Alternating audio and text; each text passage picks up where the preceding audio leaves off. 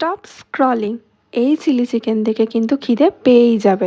Perfect কোটিংয়ের জন্য চিকেনগুলো ধুয়ে ওর মধ্যে ডিম, আদা রসুনের পেস্ট, লঙ্কার গুঁড়ো, গোলমরিচের গুঁড়ো, ময়দা, কর্নফ্লাওয়ার সব দিয়ে ভালোভাবে মিশিয়ে নিতে হবে। আর যদি পাতলা মনে হয় পর একটুখানি কর্নফ্লাওয়ার বা ময়দা অ্যাড করতেই পারো, যেটা আমি লাস্টে করেছিলাম।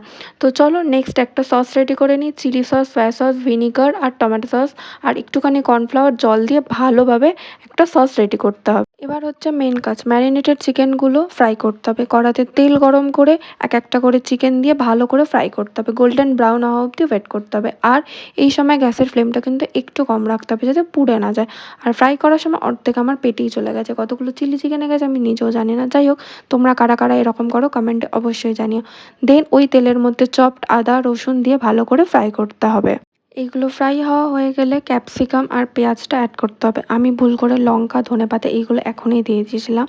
যাই হোক, এই ভুলটা তোমরা করো না। দেন সব কিছু ভালোভাবে ফ্রাই হওয়া অবধি ওয়েট করতে পার। এই সময় একটুখানি আমি নুন আর চিনি অ্যাড করে নিয়েছিলাম। দেন চিকেনগুলো অ্যাড করে দিয়েছিলাম এই সব কিছু ভাজার সাথেই। আর চিকেনের সাথে ওই সসটা যেটা রেডি করে রেখেছিলাম সেটাও অ্যাড করেছি। আর ঝালের জন্য একটু গোলমরিচ গুঁড়ো, লঙ্কার গুঁড়ো আর কাশ্মীরি লঙ্কার গুঁড়ো মিশিয়ে দিয়েছিলাম। এই ঝালটা নুনটা তোমরা তোমাদের টেস্ট ওয়াইজ দেবে। এটা খুব ড্রাই লাগছিল, আর আমি যেহেতু ড্রাই চিলি চিকেন বানাবো না সেই জন্য ওর মধ্যে একটুখানি জল দিয়েছিলাম। আর এটা কর্নফ্লাওয়ার জল না, নর্মাল জলই, যেহেতু আমি সসের সাথে কর্নফ্লাওয়ার অ্যাড করেছিলাম তাই কোনো কর্নফ্লাওয়ার জল দিইনি। দেন এটা ভালো করে ফুটে গেলে রেডি হয়ে গেল একটা টেস্টি ফ্লেভারফুল চিলি চিকেন। তোমাদের কেমন লাগলো অবশ্যই কমেন্টে জানিও। তো চলো।